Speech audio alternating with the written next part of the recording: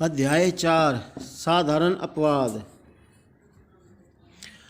धारा 76 विधि द्वारा आबद्ध या तथ्य की भूल के कारण अपने आप को विधि द्वारा आबद्ध होने का विश्वास करने वाले व्यक्ति द्वारा किया गया कार्य। धारा 77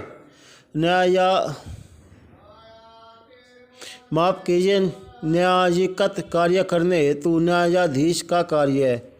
धारा 78 न्यायालय के निर्णय या आदेश के अनुसरण में किया गया कार्य। धारा 79 विधि द्वारा न्यायानुमत या तथ्य की भूल से अपने को विधि द्वारा न्यायानुमत होने का विश्वास करने वाले व्यक्ति के द्वारा किया गया कार्य। धारा 80 विधिपूर्ण कार्य करने में दुर्घटना। धारा 81 कार्य जिससे अपहानि कारित होना संभाव्य है किंतु जो आपराधिक आशय के बिना और अन्य अपहानि के निवारण के लिए किया गया हो। धारा 82 7 वर्ष से कम आयु के शिशु का कार्य।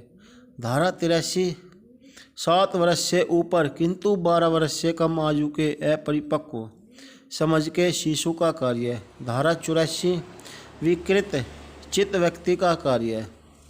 धारा 85 ऐसे व्यक्ति का कार्य जो अपनी इच्छा के विरुद्ध मतता में होने के कारण निर्णय पर पहुंचने में असमर्थ है। धारा 86 किसी व्यक्ति द्वारा जो मतता में है किया गया अपराध जिसमें विशेष आशय या ज्ञान का होना अपेक्षित है।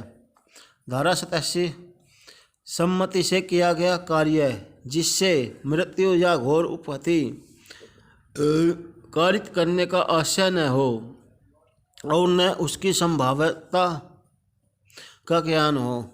धारा 88 किसी व्यक्ति के फायदे के लिए संपत्ति से सद्भाव पूर्वक किया गया कार्य जिससे मृत्यु कारित करने का आशय नहीं है।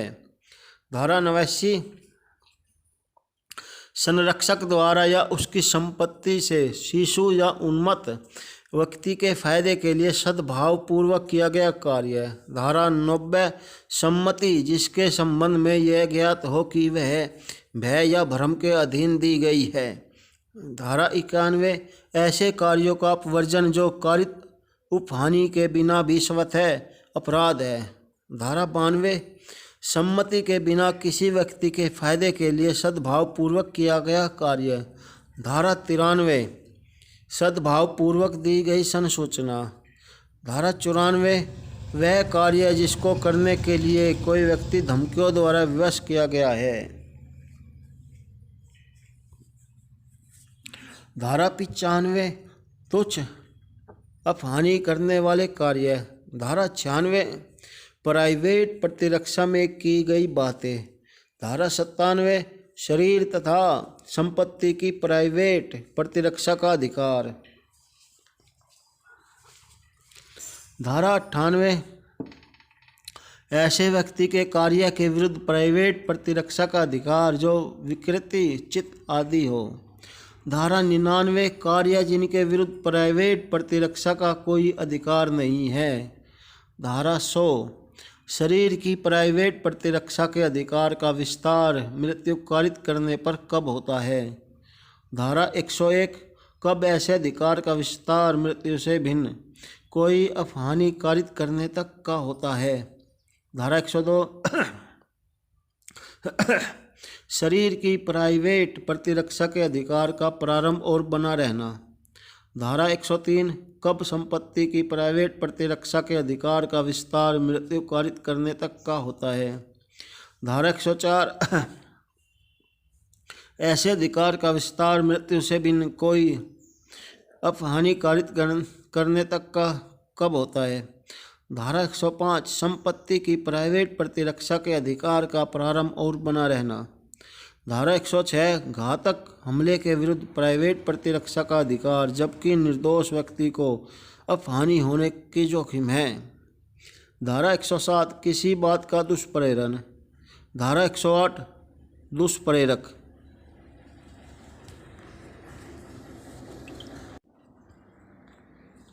धारा 108 के भारत से बाहर के अपराधों का भारत में दुष्प्रेरण।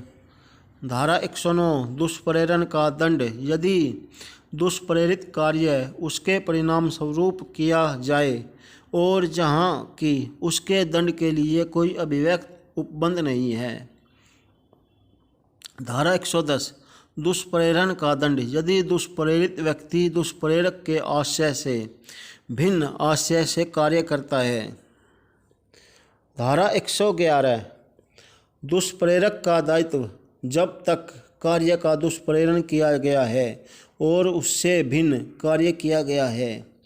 धारा 112 दुष्प्रेरक कब दुष्प्रेरित कार्य के लिए और किए गए कार्य के लिए आकलित दंड से दंडनीय है।